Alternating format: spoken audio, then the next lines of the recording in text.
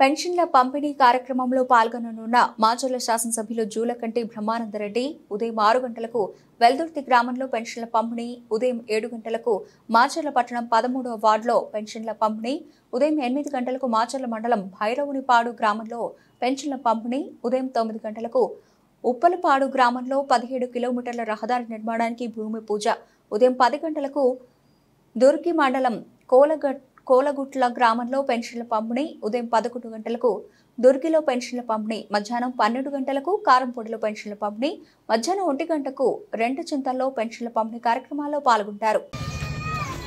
Telugu Desam party ఆవిర్భావం స్వర్గీయ నందమూరి తారక రామారావు గారు పేదల పక్షపాతిగా ఆ రోజు కూడు గుడ్డ నీడతో పాటు పెన్షన్ల పథకాన్ని కూడా మొట్టమొదట 35 రూపాయలుగా ప్రవేశపెట్టిన నాయకుడు స్వర్గీయ అన్న నందమూరి తారక రామారావు.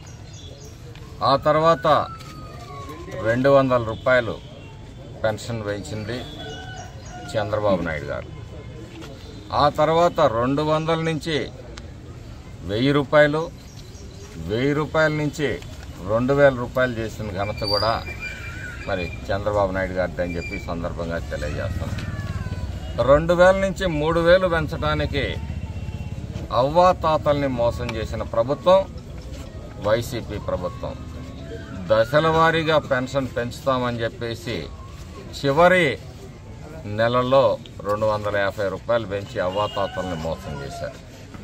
అంతేకాదు ఎన్నికల ముందు అవ్వాతాతల్ని సచివాలయాల దగ్గరికి రప్పించి వారిని చనిపోతే మంచాల మీద సంబరాలు చేసుకుంటూ ఊరేగించి మరి ఆ నిందని తెలుగుదేశం పార్టీ మీద నెట్టే కుటిలయత్నం చేసిన ప్రభుత్వం వైసీపీ ప్రభుత్వం.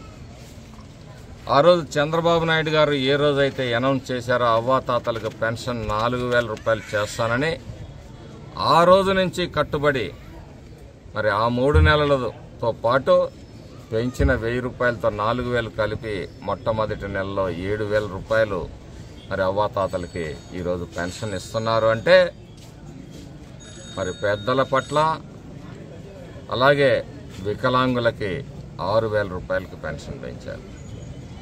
ఇది పెద్దల పట్ల ఆయనకున్న గౌరవం. కాబట్టి రాష్ట్ర ప్రజలందరూ కూడా గమనించాలి. రాష్ట్రం ఇంత సంక్లిష్టమైన ఆర్థిక సంక్షోభంలో ఉన్నప్పటికీ కూడా మొట్టమొదటి ప్రాధాన్యతగా ఏవైతే వాగ్దానం చేశారో వాటన్నిటినీ నిలుపుకునే క్రమంలో మరి ఈరోజు మొట్టమొదట ఆ రోజు మెగా డిఎస్సీని దగా చేసిన వైసీపీ ప్రభుత్వానికి చెప్పు దెబ్బలాగా ఈరోజు మెగా డిఎస్సీ కానీ ల్యాండ్ టైటిలింగ్ యాక్ట్ ప్రజల ఆస్తుల్ని తాకట్టు పెట్టడానికి సిద్ధమైన ల్యాండ్ టైటిలింగ్ యాక్ట్ని రద్దు చేయటం కానీ, అలాగే పెన్షన్లని పెంపు కానీ, ఆ తర్వాత మరి పేదవాడికి పట్టేడు అన్నం పెట్టే అన్నా క్యాంటీన్లను రద్దు చేయటం మరి దుర్మార్గమైన చర్య అని చెప్పేసి తెలుగుదేశం పార్టీ వాళ్ళు మళ్ళీ పునరుద్ధరించడానికి సొంత ఖర్చులతో ఆ రోజు అడ్డుకున్న అన్నా క్యాంటీన్లు మళ్ళీ పునరుద్ధరించటం, అలాగే నైపుణ్య గణన ఎవరికైతే ఈ రాష్ట్రంలో మరి శిక్షణనిచ్చి వారి వృత్తి పనివారులుగా తీర్చిదిద్దాలనే ఒక ఆలోచనతో వాళ్ళ చదువుల మేర కానీ వారికున్న వృత్తిలో కానీ నైపుణ్యం పెంచేందుకు మరి నైపుణ్య గణన కార్యక్రమాన్ని మొదటి 5 సంతకాలు పెట్టడం అనేది చంద్రబాబు నాయుడు గారి విశ్వసనీయతకి నిదర్శనం. విశ్వసనీయత, సామాజిక న్యాయం అంటే తెలుగుదేశం పార్టీ, సామాజిక న్యాయం అంటే బస్సు యాత్ర కాదు. అలాగే ఈ వైసీపీ పరిపాలనలో గత వైసీపీ పరిపాలనలో చాలామందికి కూడా తప్పుడు సర్టిఫికెట్లు పుట్టించేసి నరాల బలహీనతని కొన్ని చోట్ల, చెవుడని చెప్పేసి కొన్ని చోట్ల తప్పుడు సర్టిఫికెట్లు తీసుకొచ్చుకొని వాళ్ళ కార్యకర్తల జేబులు నింపే ప్రయత్నం చేశారు. వాటన్నిటినీ కూడా మళ్ళీ వెరిఫై చేస్తాము.